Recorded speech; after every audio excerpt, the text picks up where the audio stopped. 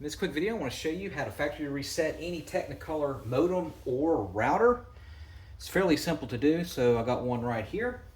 And the only thing you have to do while it's plugged in and powered on is locate the reset button.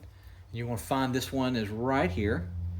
And the only thing you have to do while it's powered on and plugged in is just hold, get like a little paper clip or a safety pin or a precision screwdriver and just hold that down and you'll hear it click. Hold it down for 15 seconds and you don't let go. And that usually does it. A lot of times you'll see these lights, see there, they turn yellow temporarily. That shows it's working. So after 15 seconds, that should reset it. Worst case scenario, if you just, to make double sure, just unplug it from the wall and leave it sitting for about 20 minutes, and that will do a full factory reset on any Technicolor modem or router. All right, thanks for watching. Make sure you subscribe.